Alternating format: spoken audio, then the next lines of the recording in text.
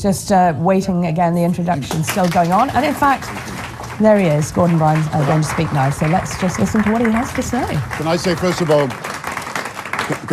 all, thank you to Kate O'Rourke and to the Society of Labour Lawyers. Thank you to you all for giving up your Sunday afternoon. Thank you to the South Bank for hosting this. Thank you to my friends in the media for coming here. There seemed to be more than when I actually stood for the leadership of the Labour Party some years ago. I want to talk about the mission of the Labour Party, the reason we joined the Labour Party, the values we share in common, the purpose that we have in politics. Call our mission a desire or a demand for social justice. Call it social democracy. Call it democratic socialism. Call it an irreversible shift in the balance of wealth and power in favour of working people. Call the mission using the power of the community to advance the cause of the individual. Call it, as we used to do, working for the many and not just the few. Call it, as Orwell did, in the most undogmatic of ways, the search for decency. All these values, these objectives set out. Leaders come and leaders go, and I know that. Politicians are here today and they're gone tomorrow. But the values endure and the mission is forever. Now, we could spend a huge amount of time arguing about the detail of a program or the detail of a constitution, as if we were theologians arguing about the texts and the catechisms. We have leaders and we have members who want to be more concrete, and some of them who want to be more vague. I remember the difficulties Ramsay MacDonald, who was a leader in the 1930s, got into when he was asked what was his direction of travel, and he said, we shall go on and on and on and up and up and up. We shall do things by this way and by that way and by the other way, and didn't really add much to the debate that we were having.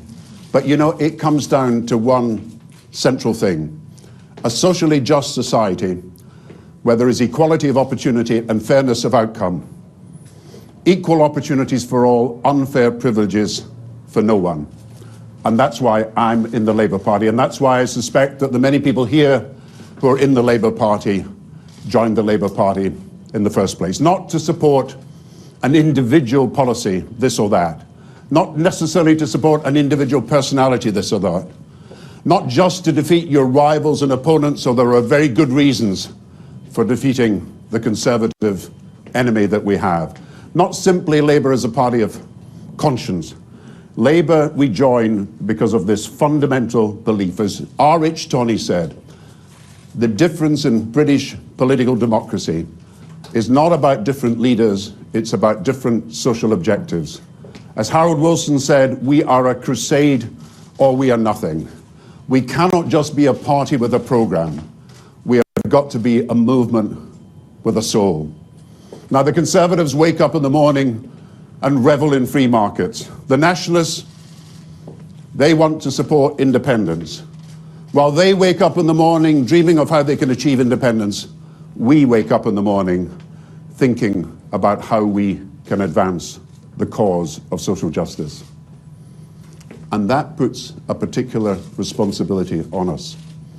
Because the test of whether we advance social justice cannot be in the abstract. We have got to show how we can make a difference to people's lives.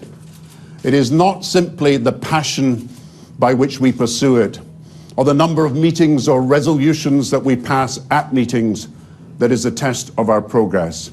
We can only measure the progress we make by the difference we make in people's lives. The young mother in a family and how we can lift her out of poverty.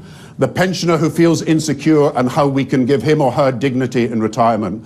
The patient waiting for a health service operation and how we can use the best qualities of the health service to give the best treatment to that person.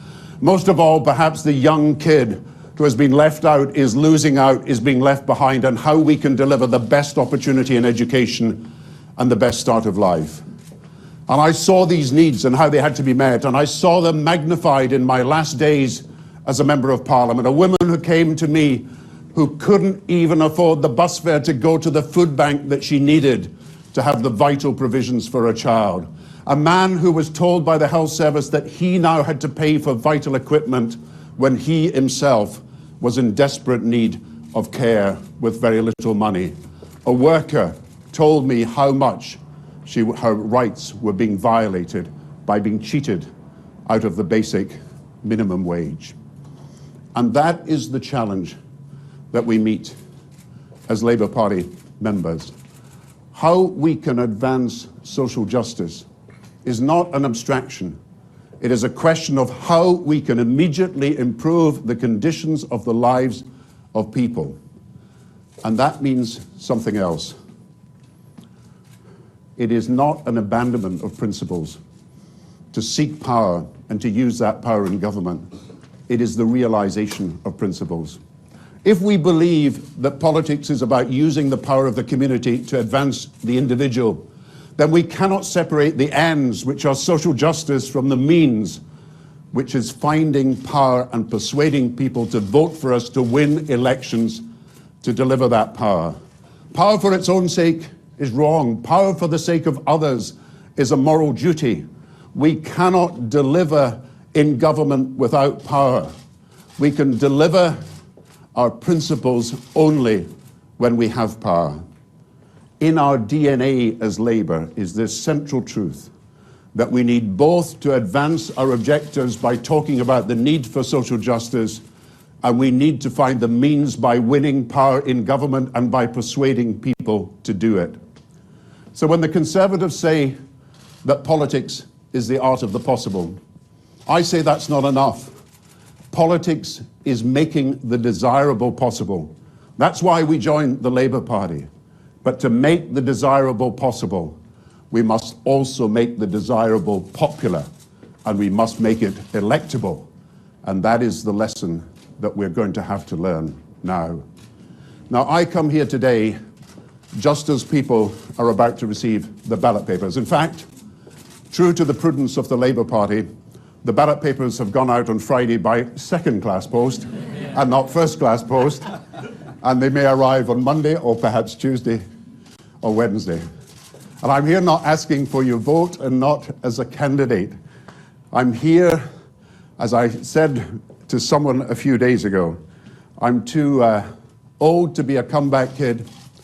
I'm too young to be an elder statesman. I've no title. I never want any title. I'm here as an ordinary member of the Labour Party, as someone who, with my wife Sarah, wanted to volunteer at the election to knock on doors to get the Labour vote out, who was very proud that my young sons said that they wanted to canvass with me, who was given, like so many thousands of people all over the country, we have given our lives to the Labour Party. And for us, the Labour Party is part of our family. And I think I understand how people feel today and have felt since that night of the general election. We are grieving. It really hurts. I know myself as someone who should know, because of what happened in 2010, what it is like to feel rejection and to feel defeat. We are grieving and it hurts. And I'm not here to attack any individual candidate. And I'm not here to say, abandon your high ideals. What I'm here to say is that the best way of realizing our high ideals is to show that we have an alternative in government that is credible, is radical, and is electable, is neither a pale imitation of what the Tories offer, nor is it the route to being a party of permanent protest rather than a party of government. And I want to set out what I think needs to be done. We are grieving. It's worse than that. There is demoralization and there is despair, and that's reflected in what is happening in the talks amongst Labour members. And there's only one word to describe it. Our hearts are broken. But you know, there is one thing worse than having broken hearts. It is powerlessness. Our hearts can be broken, and yet it is worse to find out we are powerless to do anything about it. To see a wrong and not to be able to right it, to see an injury and an injustice and not be able to correct it, to see suffering and be able to do nothing about it, to see pain and know you cannot heal it, to see good that needs to be done and change that needs to be made, and not to be in a position to do it. And when I know, and I argue, and I think you believe, that the only way that we can avert the pain and end the suffering is by securing in future the election of a Labour government to deliver on our priorities. And when I see the opinion polls that say that the one grouping in the party that is likely to get most votes is the one grouping that even its own supporters say is least likely to be able to form a government, then we have to look at the lessons of our history. In the next few days, it will be 100 years since Keir Hardie, the person who is accredited with founding the Labour Party, died in September 1915. And Keir Hardie learnt one lesson in the 30 and 40 years that he was in poverty and when he was working for change. And the lesson he learned was that he had to form a Labour Party that sought power in Parliament, that needed to win the support of people to gain an election. Otherwise, he could make no difference to the conditions of people's lives. You see, when Keir Hardie started in politics, he found that there were many socialist societies. There was many debating organizations. There were many campaigning groups. They were all working for their own purposes and working for what they thought were common aims. But they weren't working to form a Labour government or even to create a Labour Party in the country. And Keir Hardie decided that his mission was to bring the socialists and the trades unionists and the progressive forces in the country together to form for the first time a Labour Party that had the distinctive aim of electing working people to Parliament to pursue a course that would lead to Labour in government. We think of Keir Hardie as the first socialist. He was one of the first socialists. His uniqueness is that he saw, above all, the need to create a Labour Party and to bring people together to do so, so that we could win democratic power to change people's lives. He had seen how with protests and with debating societies and with campaigning groups, we could make a noise but not make a difference. He could see how debating societies and campaigning groups were talking to each other but not talking to the people they sought to represent and whose support they needed. It was difficult for Keir Hardie, by the way, because when 29 Labour MPs were elected in 2006, there was a very different kind of leadership election that took place. He got 14 votes. His opponent got 14 votes. Ramsay MacDonald, who was to be a leader later on, whom I mentioned earlier, abstained. They had a second ballot, 14-14, Ramsay MacDonald abstained. They then found it was Ramsay MacDonald who had abstained, and Keir Hardie forced him to vote for him, and he became leader of the Labour Party. So not much changes in the way the Labour Party organises and conducts its election. But Hardie achieved this one thing. Old age pensions, he supported. Votes for women, he supported when we didn't have them. Home rule for Scotland, he supported. And Ireland, when it wasn't there. He supported workers' rights, an end to unemployment, a national health service, pensions for people, help for people with industrial injuries.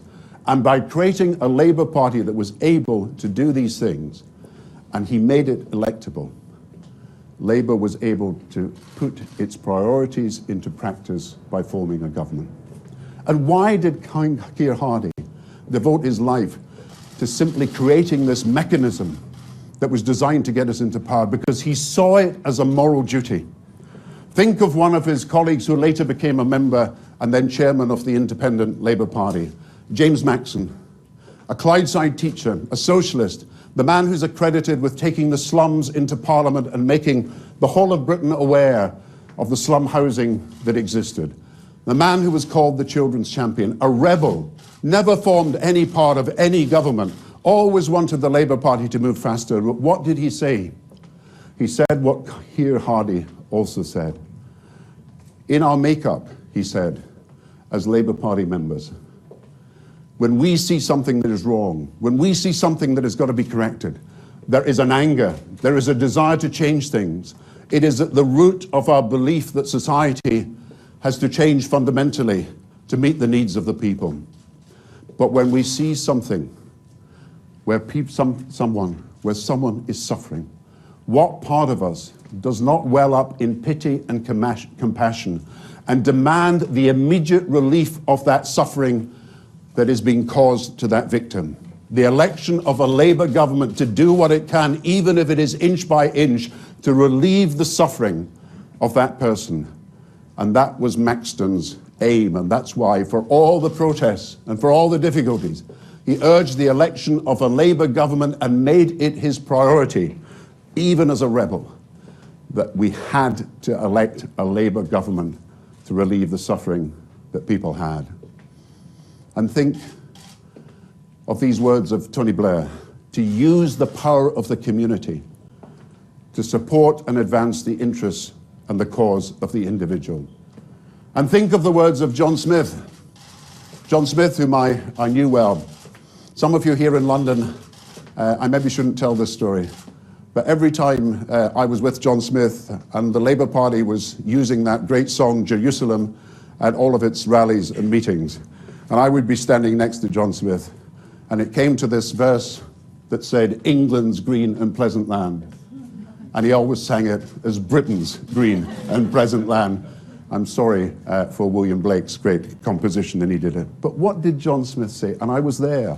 I was sitting across from him the night, tragically, that he died in 1994. He was addressing a meeting, and what did he say? All I ask, he said, is the opportunity to serve.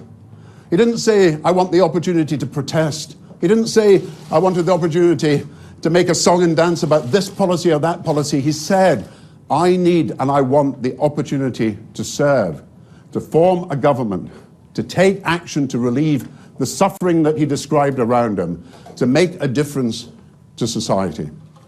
And think of Neil Kinnock and what he said. Remember that memorable speech that Neil Kinnock made about he was the first Kinnock for 1,000 generations to be able to go to university, and his wife, Glenys, the same, the first in her family for 1,000 generations to be able to go to university. I know Neil well, and I was talking to him the other day. He came up to Edinburgh, I remember, when he was a very young MP, and we were showing him around Edinburgh. And of course, Edinburgh is full of cemeteries and it's full of all sorts of places. He came to this grave, and there was a grave mark. Here lies Tory and gentleman. And he said, funny, how could two people get into such a small grave? But what did Neil say? He talked about his family. They had the talent, they had the determination, they had the need to get qualifications, to get education. And what did he say? They did not have the platform upon which to stand. And what made possible that platform? Only the election of a Labour government could make that possible. Only people who made it their business, the priority to get the election of a Labour government. Only people who saw that we could not just be a party of protest. Only people who saw that to make the desirable possible, we had to be electable and we had to be popular with the people, could build that platform on which Neil and others, millions of others, because of the work of previous Labour governments, could stand with the opportunities for education. And just think of one other person, probably the person that most of us in all our lives admire most of all, Nelson Mandela. I was lucky. I was a friend of Nelson Mandela because I met him just after he came out of prison. I knew his wife, Gracia Michel, and I know his family, and I met him on numerous occasions, and a man who was in private as dignified and as wonderful as you saw him in public. We brought him to London, some of you may know, for his 90th birthday. And we had this celebration to raise money for his foundation. Some of you may know that he auctioned a letter that he'd written, Letter to a Child. And that was auctioned to raise money for his foundation. And they had this auction, and it had all the celebrities there, from Bill Clinton to lots of actors, Forbes Whitaker and Smith and all these people, Emma Thompson, all there. And it ended up with a bid between Elton John and Oprah Winfrey. And Elton John went to 900,000, as high as that. And then Oprah Winfrey, 950, Elton John to 1 million. Oprah Winfrey then beat him and Elton John pulled out at 1.1 million. And then I'm told she was then told that she was paying in pounds and not dollars, as she thought. And then we went to this celebration the day after, where Nelson Mandela was speaking to a crowd of people at the Nelson Mandela concert. Some of you may have been there. And I was very lucky. I was sitting next to him, and I was helping him hide the champagne he was drinking from his wife, who had told him not to drink, which I thought was a bit much on his 90th birthday to be refused the chance to drink. And then we went downstairs and met the performers, and the late, sadly late, Amy Winehouse was there. And she came up to meet Nelson Mandela and she said, "Mr. Mandela," she said, "you and my husband have a great deal in common." And Nelson Mandela sort of was stumped and he didn't know what to say. And she said, "Yes," she said, "both of you have spent a long time in prison." But you know, Nelson Mandela, what did he say to the South African Parliament after he became president? In his first 100 days, he said this: "At the end of the day, the yardstick by which we will be judged is one and only this: how we better, through our endeavors, the condition of the people." This was a man who'd spent 30 years almost in prison, who'd had, by virtue of apartheid and exclusion, to have been simply a prisoner of protest. He had to run a party that couldn't even stand for elections and win power. But what did he say? As a man who could have elevated protest above everything else, he said, "No, the test of what we will do is how we can win power and use it for the people of the country." John Smith, Neil Kinnock, Nelson Mandela, they all send a message. Politics is the art of making the desirable possible.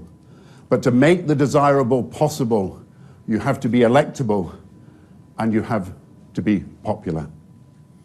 I think of our Labour councillors today, who are doing the most difficult job throughout the whole of the country. They're being asked to keep Sure Start centres open against the odds. They're being asked to help provide for the elderly care services against the odds. They're being asked to help young people who need apprenticeships against the odds. They're being asked to run public services like libraries that are being cut because of central government decisions, and they're doing it against the odds. And what is the message that they send? They've got to tell people that yes, we will do our best in the circumstances we find ourselves, but yes, too, protest will not be enough. We will need to work hard for the election of a Labour government. And look at Aneurin Bevan, one of our greatest leaders, the man accredited creating the National Health Service. He didn't beat about the bush, Aneurin Bevan. He said the big question was not whether we achieved the great lofty social objectives that I've talked about. He said the question is, where is the power? And how can the working families and working people of this country get hold of it? And he told a story about how his father had taken him in Tredegar, where he was brought up, taken him to the local council and said, "This, son, this is where the power lies." So he stood for the council and was elected to the local council. And when he arrived at the council, the clerk of the council said, "Look, son, the power has moved from here. It's not here anymore, it's in the county council." So he got elected to the county council. And then he found when he got to the county council, he could do nothing because there was not enough money. And local government was being cut once again by central government. So he decided to go to Parliament. So in 1929, he was elected to Parliament. And he got there and he said, "Look, I thought the power lay here, but I find it's with the government." And no doubt he would say now, power is not just with this government, but with global institutions around the world. And he said the issue was, how do we get power to enable poverty, to use democracy, to unwind privilege in the interest of working people? And he never gave up on this. Not for him, Labour as a party of protest. Not for him simply making the desirable possible without making Labour popular and electable. And when in 1931 Labour was beaten, and Jenny Lee, who was to be his future wife, and she came from my constituency and I knew and met her, and she said to him she was going to stay with the Independent Labour Party as a party of protest. Do you know what he said? He quoted Hamlet, and Hamlet to Ophelia, and he said, "Get thee to a nunnery and have done with it." He said, "Your epitaph will be pure but impotent. You can be as pure as you like, but you will achieve absolutely nothing." And he said, like it or like it not, the Labour Party is the instrument that people in this country have chosen. And for all its failings, the working people of the country look to us. And we better make it the instrument that can make the changes that are necessary. And he went on with Jenny Lee and with Clement Attlee, a leader that everybody undervalued, but who presided over a great Labour government to create the most socially reforming government in our history. A man who started off by saying, where is the source of power? Was able to create the National Health Service, power for a purpose. The National Insurance Act came, the National Insurance Injuries Act, the Town and Country Planning Act, the Children's Act, independence for India. Who could say, with that reforming Labour government, attacked on all sides by people who said it was better to rebel and protest than to be in government, who could say that that was not putting power into practice in the way that all of us should think is the best way to move the country forward, not just then, but today? And I want to tell you about my own experience. 1979 to 1997, 18 years, 14 years of which I spent in Parliament. And we could run demonstrations and we could run rallies. We had marches. We had the biggest march for jobs the country has ever seen in Glasgow, with more than 1 million people in 1982 under Michael Foot's leadership. The same as the march we'd had on Upper Clyde shipyards in 1972, where John Smith and Donald Dewar and I and many marched to secure the jobs of people in the shipyards. But you know what happened? When we left power in 1979 and people criticized us, there were 1.2 million people unemployed. When we got back into power in 1997 to undo the damage, there were more than 2 million unemployed. In 1979, there was 1 million children in poverty. By 1997, there were 4 million. By 1979, the Tories had put 20% of pensioners into poverty, and by 1997, the figure that we had to deal with was 40%. And all these damages that had been done by the Tories, we had to undo in 13 years of Labour government. And what's more, they had created inequality in the country that was 50% higher than ever they had inherited. And I remember one thing about that period, the miners' strike, because I had 10 miners' strike centres in my constituency.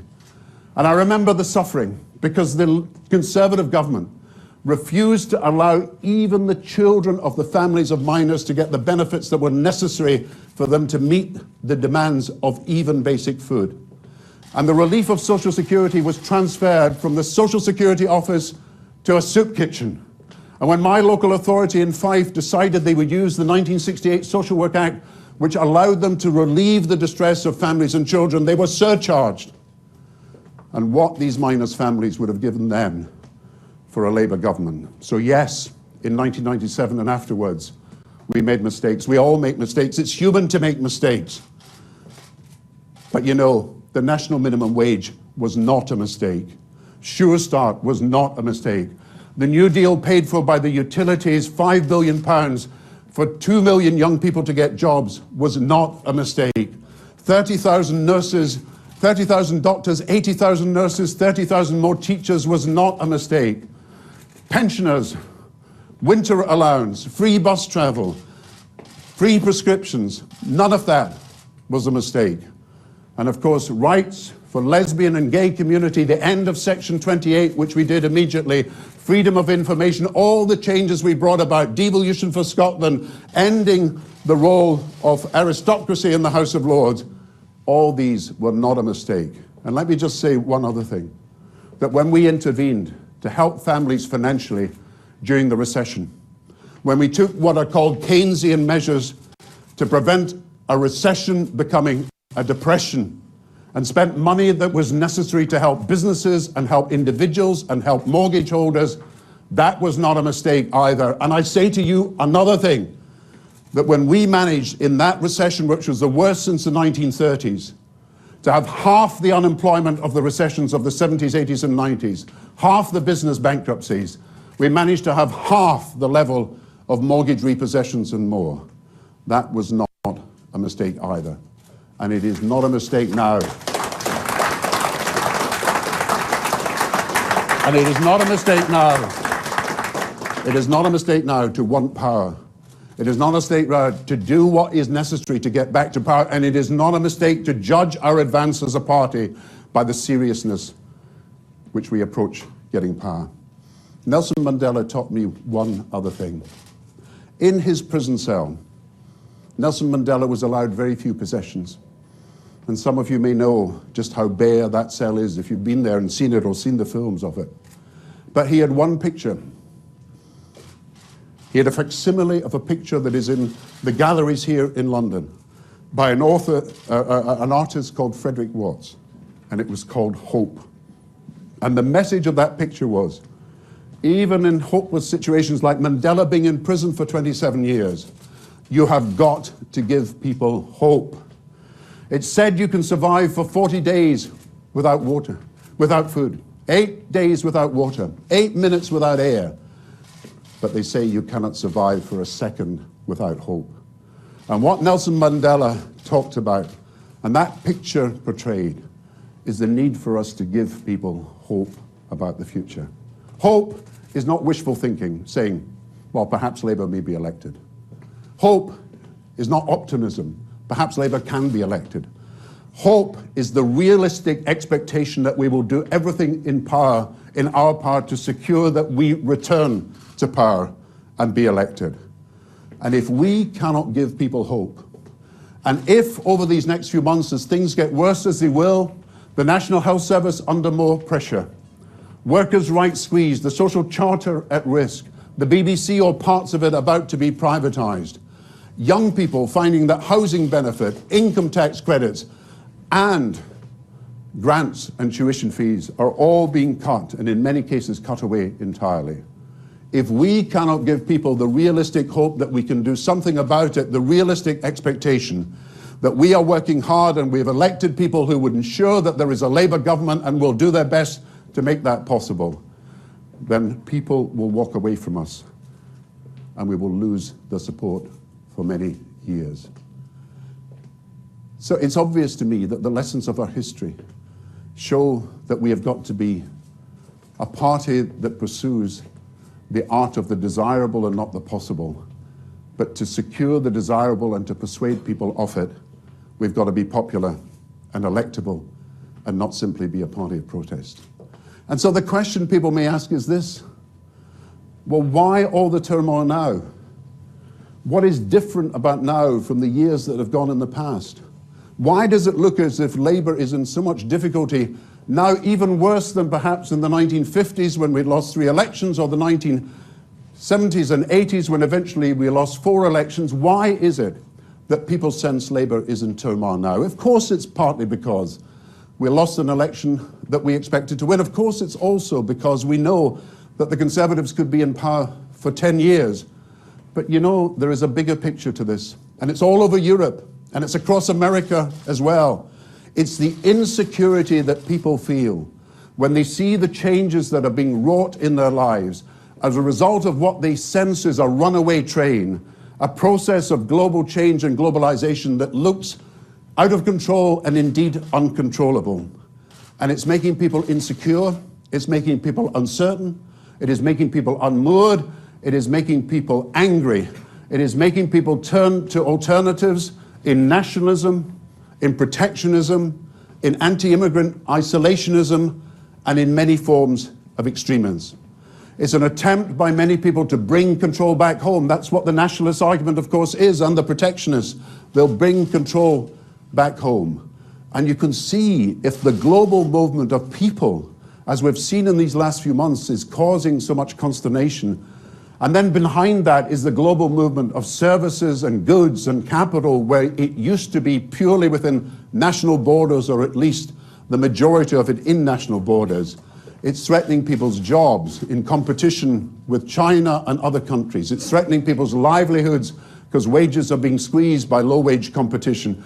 It's threatening people's sense of the prospects that their young children can have in the future. And it's making people worried about the future. And they say that the changes wrought by globalization are 10 times the speed and 100 times the scale of the changes that brought the Industrial Revolution. And it's that that is causing people to ask, what are the alternatives? What are the answers?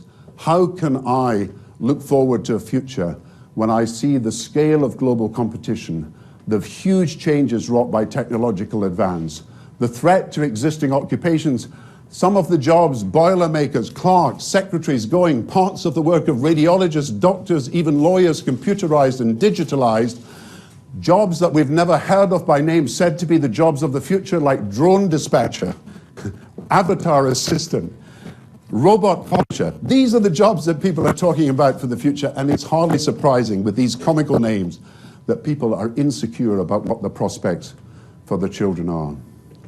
And we can't just be an anti-globalization party. We can't just say we don't like what's happening. We can't just say we'll have protests and demonstrations. There was one in Washington when I was there a few years ago. Worldwide Campaign Against Globalization was the banner in that demonstration. And we can't just say we can return to the policies of the past. You know, George Bernard Shaw had a huge argument in the 1940s with Michael Foot, who became the leader of our party. He was a great writer as well as a great democratic socialist. And Michael Foot wrote an article about George Bernard Shaw's proposals for what he called a command economy that were put forward in 1945. And Michael said, these ideas, they're 20 years, he said, out of date. And George Bernard Shaw took some time, but he replied in the columns of Tribune, and he said, yes, Michael Foot is right. My ideas were first written down 20 years ago. He said, but at that time, he said, they were 50 years ahead of the time.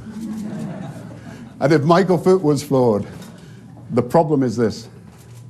These ideas that we're talking about building a command economy in Britain, are many years behind their time. The commanding heights of economy are now knowledge, education, and information.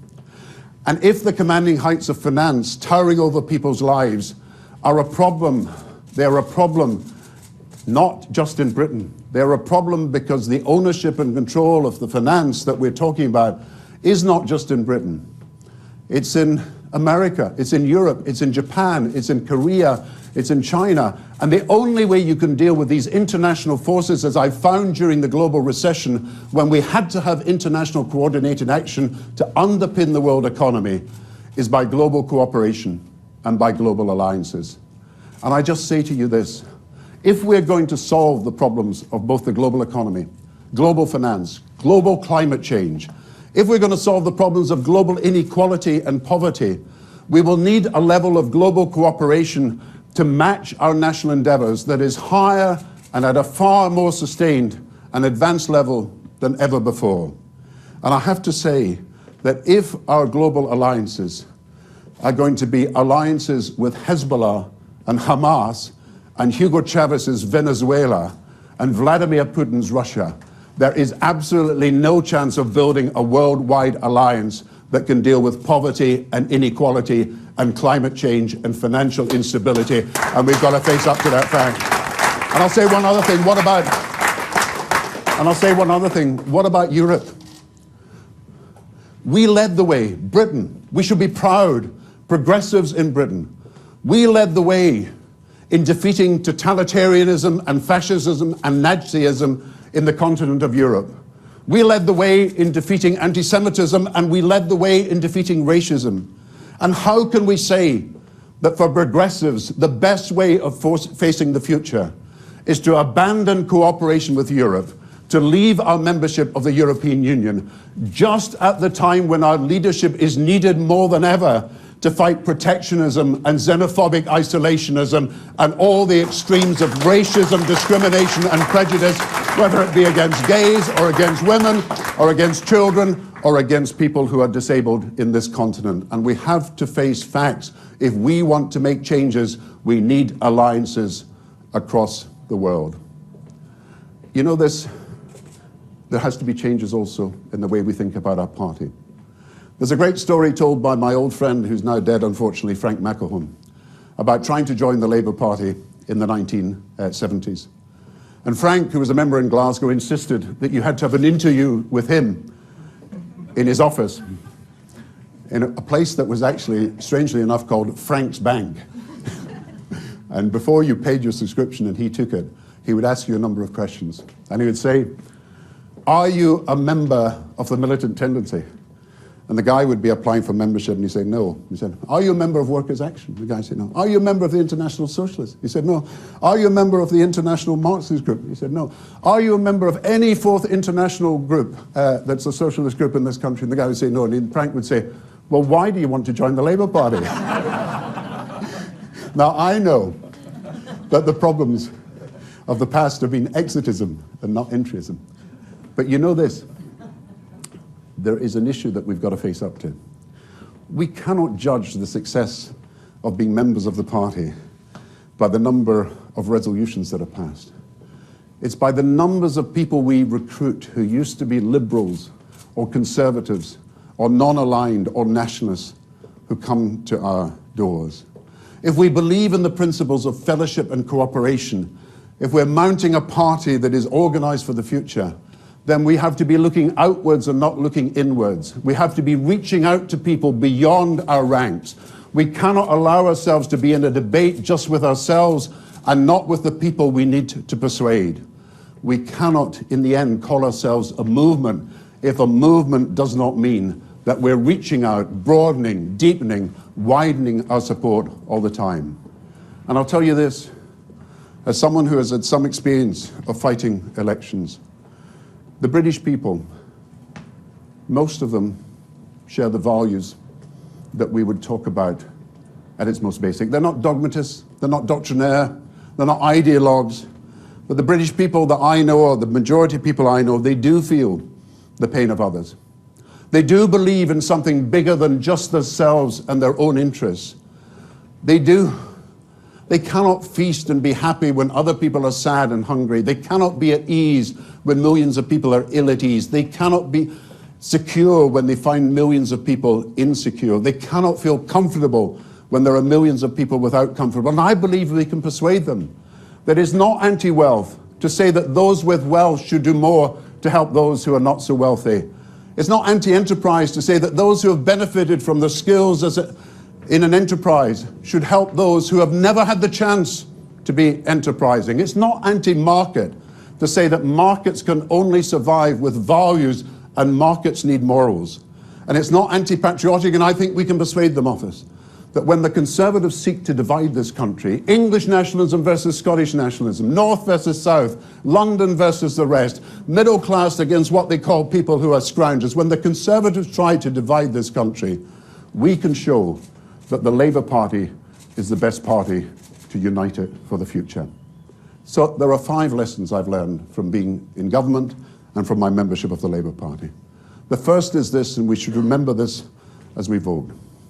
Our principles require us to seek government and to seek power on behalf of people.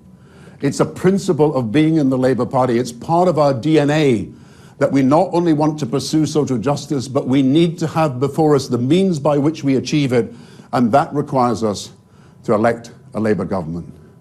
And secondly, it's part of being Labour that we have to listen, and we have to learn, and we have to look outwards, and we have to try to bring people to our side and earn their trust, because there is no other way of securing power than by persuasion, and we are best able to show people that our values represent theirs, that success is not one person succeeding at the expense of others, but all of us succeeding together, that progress is all of us moving forward rather than just some, and moving forward together.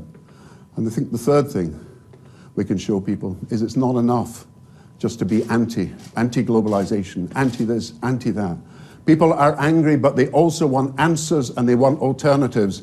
And we can show with the measures that we can put forward, and we've seen them in this leadership campaign, a national care service, guarantees that young people will have training and employment, changes in the way we run our economy, changes in the way we run our welfare state, new ideas about how young people can play a fuller part in society, all these ideas. We can show that despite all these challenges that bring insecurity caused by globalization, we can give globalization a human face and show it can be managed by international cooperation and by national action in the interests of the people. And the fourth thing I've learned is you cannot survive unless you can give people hope. And if we cannot show people there is a realistic prospect of electing a Labour government that can undo most of the damage that is being done and at the same time can build for the future, then we will have an electorate that will increasingly ask questions about us and our ability to be their representatives. So we have to show that we can give people hope. But you know, there's a final lesson, and it's about the vote you're going to cast in this leadership election. Yes, we all vote in private, but in my view, voting on this occasion, it cannot just be a private act. It's about performing a public service. And let me tell you what I mean. We cannot just vote for ourselves. We cannot just vote for what makes us feel good. We cannot just vote for what you might call on Facebook what you like as opposed to what you dislike. We have to vote for others. We have to vote for the people who need a Labour government most. We have to vote for the people who have been left out, are losing out, being left behind, and have no chance without us being on their side and able to show them that there is a pathway to power that can deliver the priorities that they have. And remember, because it's still relevant, what Gandhi said in the 1920s. He said to people, if ever you are in any doubt about what course of action you should take, he said, recall and remember the face of the poorest, the most vulnerable person that you have ever met. And then, he said, you'll be in no doubt what you should do. And so, I believe that our vote is both a public duty and a sacred trust. It's a public duty because we have got to show that the Labour Party can be at the service of the country and that we can change society for the better in the future. It's not a vote just for the Labour Party, it's a vote for what kind of country we want to see and what kind of country we want to build. And our vote is a sacred trust. Because in the hands of those people who receive the ballot papers Monday, Tuesday, Wednesday, perhaps even Thursday, in the hands is a sacred trust. The trust about the future and the fate of the Labour Party, but not only that, in our hands and in our trust is the future of what kind of country we can create in the future and what kind of Labour Party, therefore, we are building to do so. You know, the last words of Aneurin Bevan, whom I mentioned earlier, the creator of the National Health Service, were words uttered to Michael Foot. And Michael Foot went to visit Aneurin Bevan, then dying on his deathbed. And Aneurin Bevan said to Michael Foot these words, never underestimate, he said, the passion of the Labour Party members for unity. Never underestimate, he said, the instinctive desire to help when they can. And what he meant was help for others. What he meant was help where people were in poverty or in difficulty. What he meant was what Maxon called the immediate relief of suffering as a necessity that all of us feel out of compassion and conviction that needs to be done. So yes, let us remember as we vote, the Labour Party has been the greatest fighting force for fairness this country has ever seen. Let us remember that the Labour Party has been the best instrument for social progress at any time in the centuries and decades of our country's history. Let us remember that without the Labour Party, we may lack an emancipating force to tackle prejudice and discrimination and intolerance in our midst, not just now and in the past, but in the future. And remember that we seek power for a purpose. We seek power out of principle, but we cannot win power if we do not win the people. And so remember, in conclusion, Aneurin Bevan's final words, the desire, the instinctive desire to do what we can to help people, and make that the test of how you vote in the next few days. Thank you very much. Thank you very much.